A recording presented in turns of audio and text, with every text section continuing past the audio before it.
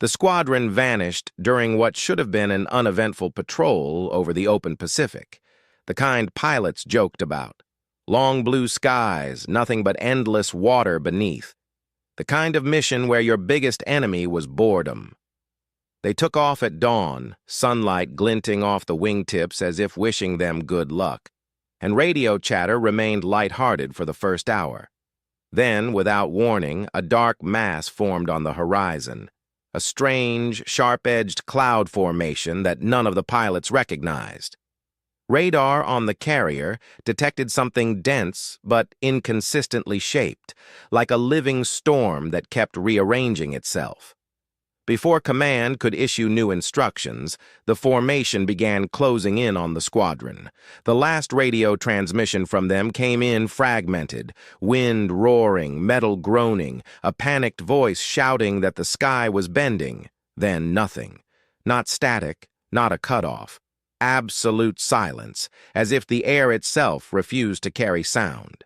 Search and rescue ships set out within minutes, fanning across hundreds of miles. For days they scanned the waters, finding only a few floating pieces of debris, part of a wing, an oil-smeared life vest, a twisted antenna. None of it confirmed anything. The ocean kept its secrets. Command eventually listed the entire squadron as presumed dead. Their families were told the sky had taken them quickly, mercifully. The base held a memorial, rows of empty helmets, folded flags, solemn salutes. Life moved on, though uneasily, as if everyone felt the story wasn't finished. Then, 27 days after the storm, during a routine morning watch, a lone silhouette appeared far out over the silver-blue horizon. At first, the tower dismissed it as a trick of heat or glare, but as it crept closer, its profile became unmistakable. One of their fighters, one of the missing planes. But the way it flew, listing, stuttering forward in jerks, as if dragged rather than piloted, sent a cold ripple through the airfield. Personnel scrambled into position as the battered aircraft lurched toward the runway, touching down hard, bouncing once, twice before finally skidding to a halt. Smoke curled from its exhaust in thin, ghost-like threads. When ground crew forced the canopy open, they found Lieutenant Marcus Hale slumped over the controls, sunburned, dehydrated, delirious. His dog tags were intact, his flight suit torn in ragged patterns that resembled neither crash damage nor shrapnel, more like something had pulled at the fabric in opposing directions. His skin bore strange marks, not burns, not cuts, but irregular patches of redness like brief exposure to intense light. As medics lifted him out, Hale whispered something again and again in a hoarse rasp. "Too quiet, too bright, didn't stop, didn't stop." Then he lost consciousness. It took 2 full days before Hale could speak in full sentences. Even then, confusion clouded his eyes whenever he tried to recount what happened. Doctors, psychologists, and intelligence officers rotated through his hospital room, asking questions with increasing urgency. At first, Hale claimed he remembered entering the storm, its walls not swirling but branching like cracks in glass, pulsing with a color he couldn't name. The squadron attempted to turn back, but their compasses spun wildly, and the horizon itself seemed to fold in on them as if distances changed in real time. Hale described blinding flashes that burst through the cockpit, flashes without thunder, flashes that made his bones feel as though they were vibrating. His memories fractured. One moment he was alongside his wingman, and the next he was alone inside a tunnel of color, the storm moving around him like an intelligent thing narrowing its grip. He recalled being weightless. He recalled his instruments screaming warnings that made no sense, temperature spikes, pressure drops, airspeed readings that shifted by hundreds of knots in seconds. Then a jarring silence so deep it felt physical, as though sound itself had evaporated. The investigators, seasoned men who'd heard countless debriefings, exchanged subtle looks. None of this fit weather patterns or battlefield anomalies. Hale spoke with increasing distress, insisting that time inside the storm didn't behave correctly. He had moments where he believed only minutes passed and others where he felt he'd flown for days. He described seeing distant points of light flickering in the storm, not like lightning but like lanterns behind frosted glass. At one point, he swore he heard the voices of his squadron calling for help, though he couldn't say whether they were in front of him, behind him, or everywhere at once. When asked how he escaped, Hale faltered. His brow tightened, his hands shook. He said he saw an opening in the storm, a narrow slit of sky that seemed impossibly far away. He pushed the throttle forward, though his fuel should have been long gone. The storm resisted, pushing against the plane, trying to pull him back. Then, in a way he couldn't explain, the storm collapsed inward and spat him out. He lost consciousness sometime after the sky cleared. But the investigators found these explanations unsatisfying. His aircraft presented even stranger questions. Specialists who examined it discovered that several interior components had fused together as if melted, yet none bore scorch marks or heat deformation on the outside. The fuel tank was bone dry, not a drop remaining, suggesting Hale should have crashed long before reaching land. The radio's internal circuitry was carbonized, as though hit by lightning, yet the antenna and outer shell were untouched. Even the exterior of the plane carried thin scratches arranged in patterns that looked more like writing than impact marks. Hale could not recall what caused them. The more questions they asked, the more contradictions appeared in his memories. Some events he described as simultaneous, others flipped order every time he retold them. At night, he woke shouting that something in the storm had followed him out.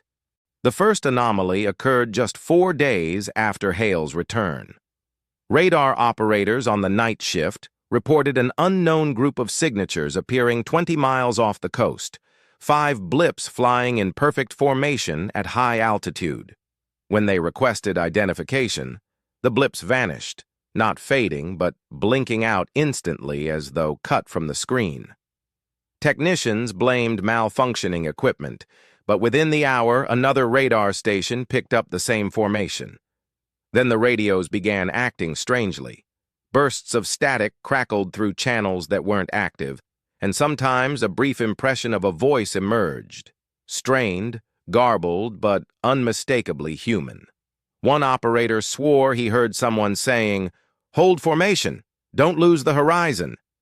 Others insisted they heard repeated call signs belonging to Hale's missing squadron. Command tried dismissing these as tech faults or psychological projection caused by stress on the base, but the incidents multiplied. Patrol boats reported seeing pale lights skimming just above the ocean's surface, moving independently of wind or wave. Watchmen on the cliffs swore they saw shadows of aircraft sweeping silently over moonlit water, then disappearing when looked at directly. The base, once orderly and predictable, now pulsed with tension. Guards made excuses to work in pairs. Mechanics refused to go near Hale's returned plane after dark, claiming they heard faint metallic tapping from within the cockpit, like Morse code that never fully formed. Hale himself deteriorated rapidly. He grew restless, pacing the hospital ward at night, insisting that something was coming. Something pulling at him the same way gravity pulled on the tide. He said he could feel his squadron trying to reach him, their presence flickering at the edge of his senses. Doctors tried sedating him, but even sedated he murmured coordinates, warnings, and pleas not to open the sky again. The breakthrough, if it could be called that, came when the communications room recorded a sudden, violent burst of audio across all channels simultaneously. It lasted only 6 seconds, but every second was filled with layered voices, dozens of them, screaming numbers, directions, clipped commands, all overlapping in an impossible chorus. Some voices were distorted. Others sounded exactly like the missing pilots. The recording equipment fried instantly, smoke rising from its shattered circuits. Everyone present agreed on one chilling detail. Amid the chaos, Hale's call sign had been shouted twice, clearly, as if someone on the other side was trying desperately to reach him. That night, fog rolled in from the water, thicker than any seen in months. The base descended into uneasy quiet, as if holding its breath. Hale paced near the windows of the infirmary, eyes fixed on the sky as though hearing something no one else could. Just before dawn, the sky erupted with another blast of static over the communication lines, longer and louder than before. It rattled equipment, buzzed through headphones, and sent a tremor through every person awake on the base. In the middle of that deafening haze came one final, frantic message. Overlapping voices screaming a set of rapidly shifting coordinates as if caught between different positions. Hale heard it even without headphones. Something in the sound snapped him into action with eerie clarity. He tore free from the medic watching him, sprinting barefoot across the cold concrete of the hallway, bolting outside before anyone could react. Guards shouted after him, but he didn't slow. He ran with absolute purpose, straight toward the row of fueled aircraft waiting for morning drills. Several mechanics lunged to stop him, but Hale moved with wild strength, shoving past them and climbing into the cockpit of the closest plane. He started the engine with fluid precision, as though every instinct had returned in a single surge. Tower personnel demanded he halt, but Hale ignored all orders. He radioed one message, voice steady but threaded with despair. "They're not gone. They're lost. I have to find them before the sky closes." Then he took off. The plane thundered down the runway and lifted smoothly into the gray early light. He climbed higher, banking toward open ocean. Radar tracked him for 37 seconds. Then his signal vanished, not faded, not dropped behind terrain. Vanished, cut cleanly as if swallowed by a boundary no one else could see. Pilots scrambled for pursuit, but the sky was clear. No storm, no cloud formation, nothing on the horizon but morning light and still water. Hale's plane never returned. But the base continued to experience faint echoes for weeks. Soft bursts of static on empty channels, radar blips that moved in the exact formation the squadron once used, and strange flashes far out at sea that looked almost like distant aircraft signaling through fog. Even after the anomalies faded, veterans stationed there swore that some nights, especially quiet ones, you could stand on the cliffs and hear faint voices drifting from the ocean, calling coordinates that no map recognized, searching desperately for a way home.